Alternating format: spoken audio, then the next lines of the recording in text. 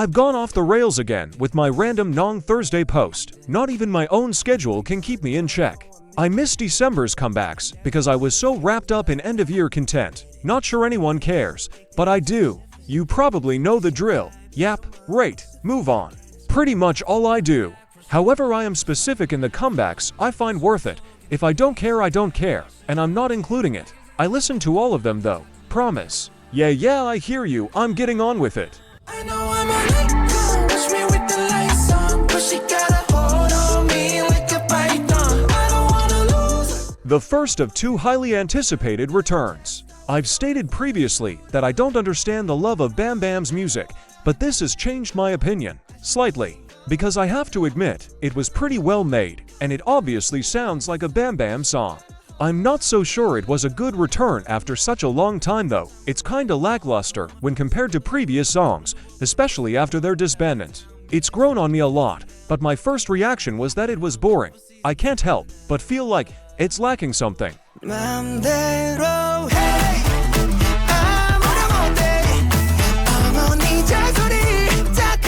It's impressive how different 17 subunits sound compared to them as a whole. I mean, Woozi produces it all, and it still changes. You gotta give him some props for that. But in BSS's case, if there's one thing they do, it's make fun music.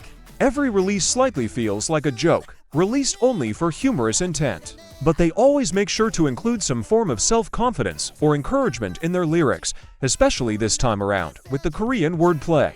It makes it sound sillier than it is, and that's why I like it so much. This could be said about all of 17, but these three in particular, they don't take themselves seriously. Even a song with a somewhat deeper meaning, they chose to soften it out by making it goofy. The overarching message still applies, but you don't notice it as much in return for a fun time. I never know what to expect from BSS, but I also can't say I'm ever disappointed. So obviously they're doing something right.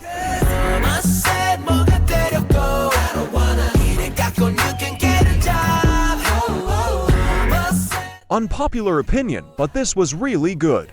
Now, do I think I would have released this as my direct opponent to the other 5th gen groups? No. The concept they've chosen is rather similar to Boy Next Door's, and this isn't me complaining. I personally like it, but I do think it might make it a little more difficult for them to grow.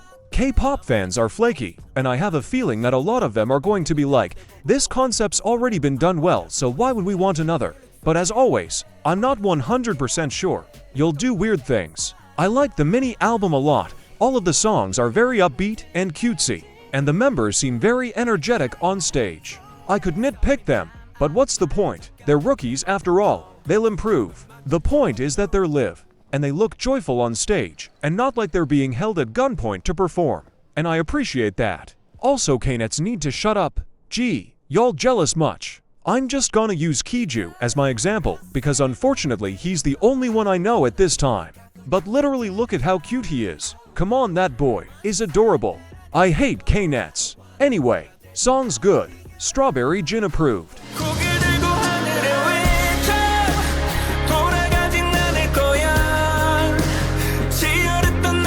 He's definitely flourished outside of SM in terms of new music genres, but it's always nice to hear him back where he started.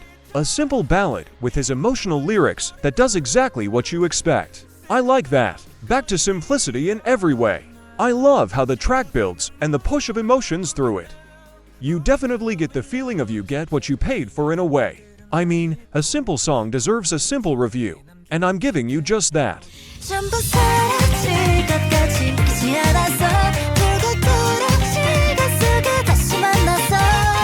Never thought I'd get the pleasure of reviewing a new G-Friend song when I started this channel. It truly is an honor. Starting the year off with not only one, but 2 3rd gen group comebacks was definitely not expected, but it's looking good for the rest of the year. I've been hyping this song up in my mind for weeks, and thankfully I wasn't disappointed. It's about what I expected a G-Friend reunion song to be like, both in lyrics and production.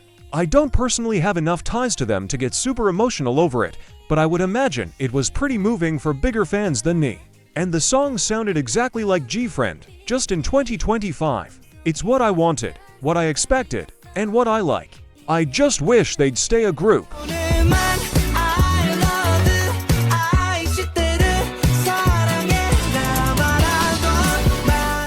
always a good month when they have a comeback. I don't make the rules. They've established an energy and sound I don't think any other group could pull off. They're just so boy next door, I can't explain it. Especially with the way those boys have collectively decided to perform their music with incredible stage presence and insanely high energy. All while being very, very live with really hard choreography. They've found a way to incorporate their very distinct sound into many genres. You can always tell it's them, but you can also hear clear differences from song to song. This is something many K-pop groups fail at. They get into a concept that worked well and just keep making the same song over and over. Take ATEEZ and New Jeans as examples. Anyway, they somehow made a breakup song cutesy and energetic, and we love them for that. Think you know me, I'm her. Who's I'm her. Who's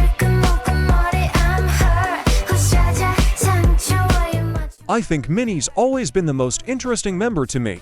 No hate to the other obviously, but her creativity and lyrical ability and concepts have always been impressive. Even before I'd know a song was Minnie's, it usually would end up being my favorite off of group albums, and obviously, a solo really shows that off. The production isn't really anything spectacular. She didn't reinvent the wheel or anything, but it is very clean. There's no part in which it sounds like too much of anything. It's just used as a melodic device to carry you through the song in order to let her vocals and lyrics shine. And for good reason too, because she sounds excellent, and the lyrics are rather in-depth on self-reflection and identity.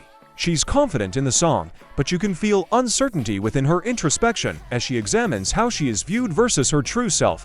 It feels very personal and artistic. Her performance reflects this, and I'd appease Mnet for taking away her blindfold, but whatever I guess. And the music video was also rather interesting.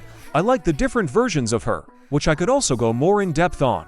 But I think I'm done with that for now. I honestly didn't have high expectations for this, but it's really good. Almost too good. Okay, I'm done now. Honestly, mid-month, not a lot of comebacks, makes for a short video. I'm feeling the boy group energy in the air. I think this is gonna be their year finally. Alright, I'm Strawberry Gin on an unexpected Saturday, and I'm out. Shoot, shoot.